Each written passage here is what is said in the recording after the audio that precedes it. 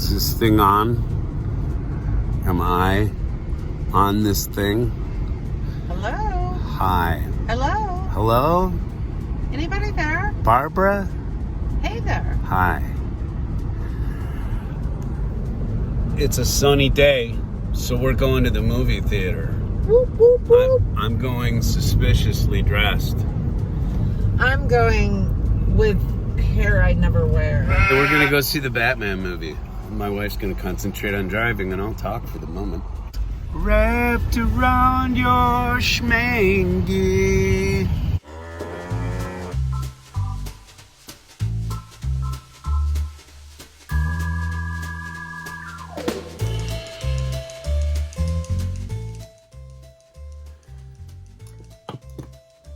This is actually really cool.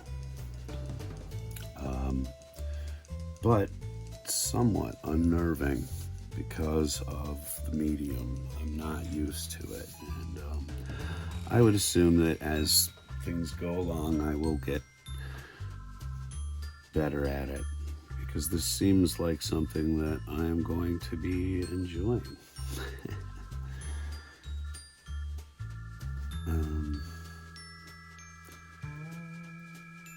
And here's the point I think that we really want to make when talking about kits of this nature. This is made out of a very light wood, and so I think that, you know, this is very renewable and returnable to the earth. It's not something that's going to be a blight on nature, or you know, in terms of when my family finds this later on, they'll either keep it as something I made when I was here on Earth, or they'll get rid of it. And in order to get rid of it, you won't have to worry about the chemicals involved and this and that and the other, you know. It's just, this is the way forward. And the interesting thing about this is that the wood is much easier to work with than plastic, which is, in terms of fitting the pieces together, there's I could be using a utility knife for a lot of this, but I want some very tight locking pieces, so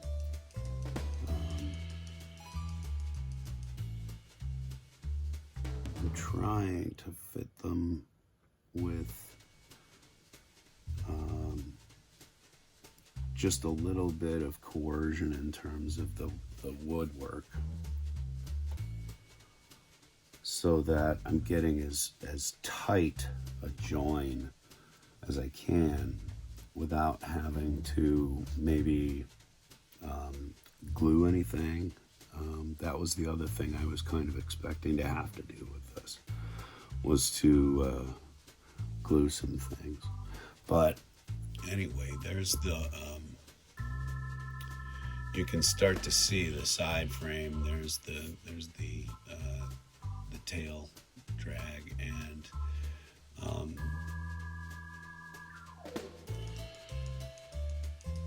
start to see some of the framework of this. I'm not gonna last.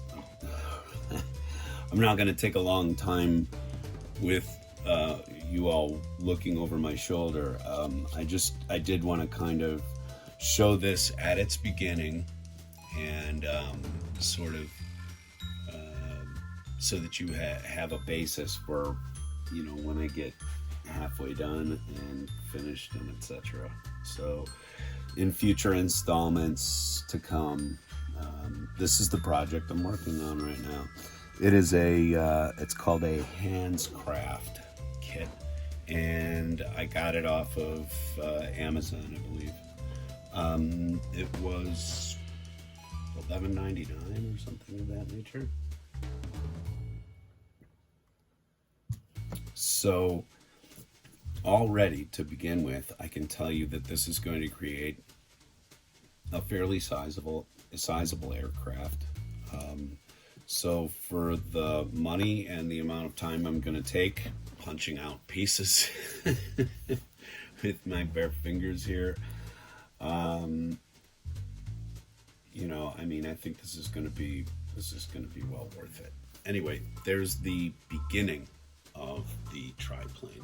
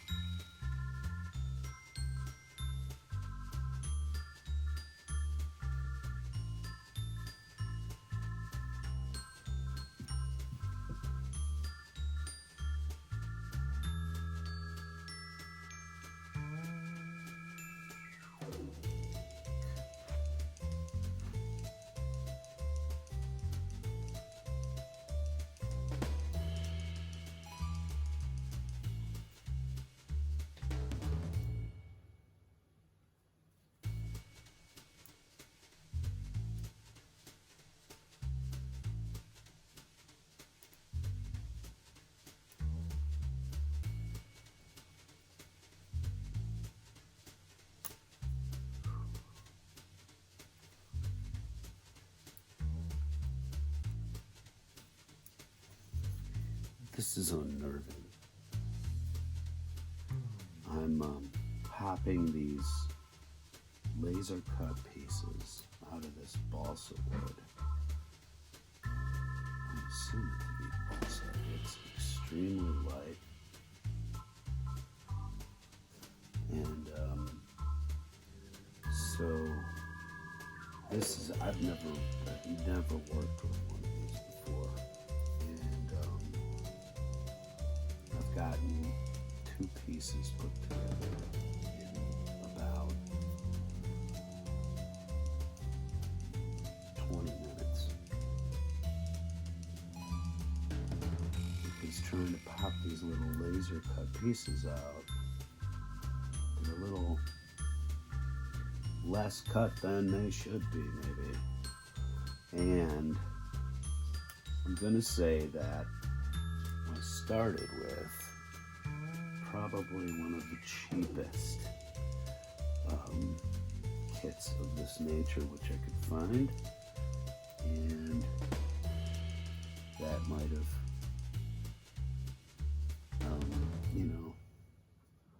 fueled the issue I'm having in terms of popping these out without damaging any of the other pieces around them.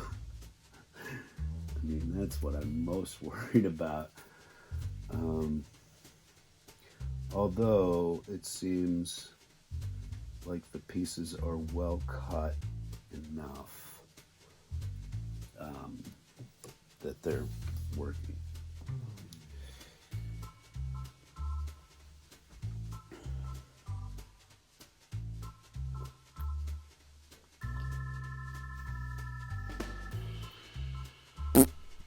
I spend probably an inordinate amount of time considering the Batman. As a superhero, as a detective, as a constant, near constant flow of merchandise and animated features and TV shows will attest. So I really want to come at this from a somewhat validated point of view here. I'm not a film critic, but I'm going to tell you what I thought of the qualities of the technical qualities of the film. I am not a writer who has been published, and I am not a screenplay writer, but I'm going to talk about that too. All of this goes so far past Robert Pattinson. It's like, it's as if he kind of ghost walked through this whole thing. Did a good job in a few parts, but when you're gonna sit somebody down for 3 hours, they're gonna start to and give them time, which this film gives you huge hunks of, to consider what's going on, to think about the characters who are on screen, and to kind of process it. And I gotta tell you, in 3 hours, most people who are not comic book nerds are gonna get really bored with just about any topic, unless you put in some really good action pieces. And you can do that with a film. It's not that it hasn't been done, okay? But it wasn't done here at all. To start out with, I'm not going to show any screenshots because you've seen all the screenshots you need to see of the movie. You know what Robert Pattinson looks like in this film.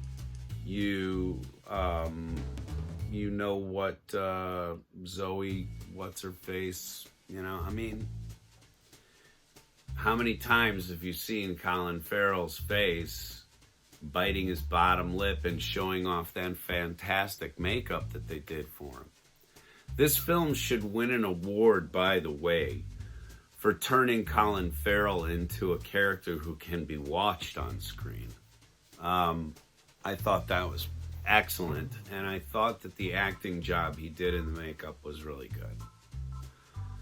Should have been a little bit more Penguin going on. But the problem, the number one problem that I kind of sensed going into this is that they're really kind of lining it up for, here's 3 more movies, this is our take on the universe, and we've already introduced you to Bruce Wayne. We don't have to worry about his origin story because everybody basically understands that his parents were capped and he's an emo in this film anyway. Robert Pattinson does his best to emo through just about every point of information, even the information that's true about why Thomas Wayne got shot. And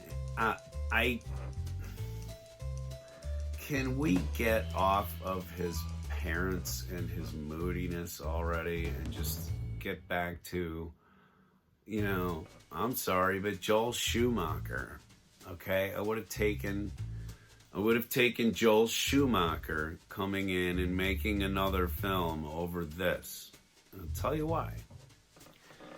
In the last 3 films of Batman, we've had a re-rendering of the character. We've had a sort of a remarkable tour of his arsenal of technology and how he utilizes that technology with the Christopher Nolan thing. Okay? The first film was pretty good. The second film was fantastic.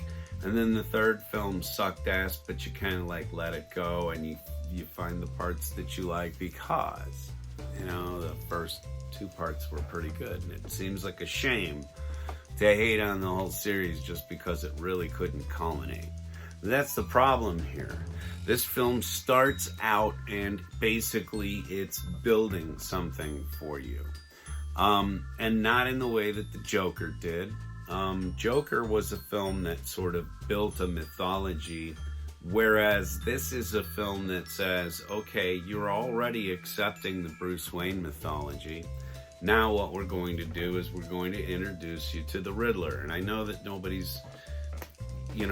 out there is, I'm not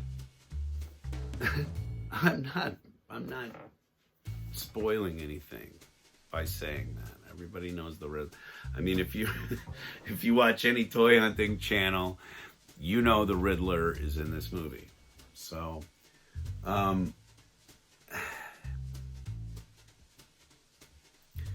it's got 3 movie-itis. It's 3 hours to begin with. There are these huge, gaping, ponderous bits with nothing but classical music, really. Most of the score, beginning with the title page of the film, garishly punched across the screen. You're listening to a lot of symphonic music. Music which becomes disturbingly like the March of the Empire when Batman comes on the screen. So if you haven't seen the movie, I hope I'm not planting that. But every time Batman comes on the screen to kick a little ass, listen to the, like, empiric march. It's just, oh my God. And it just, for 3 hours, okay? If it were as Annie said, if it were a good 3 hours, but it's not. And I know I'm going to take a lot of heat for this. I know probably a lot of people are going to say, you just don't understand. This is based on the year 1 stuff. And, Bruce was a drifter, and you really need to read you need to read the graphic novel backstory. And no, I don't. I know a stinker when I see one, and this whole thing pretty much sucks. They can't make up their mind whether it rains in Gotham all the time or just most of the time.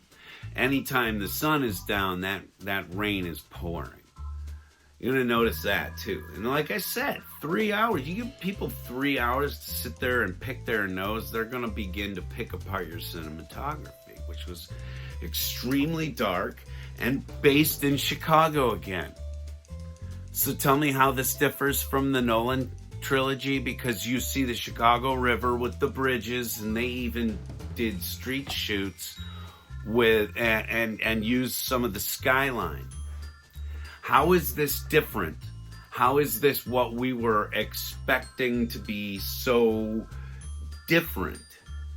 So if you're really into Batman, if you've been watching stuff like Gotham, if you've been watching all of those things and all of the animated movies which have come out, then what you look at here is just a torturously slow action film.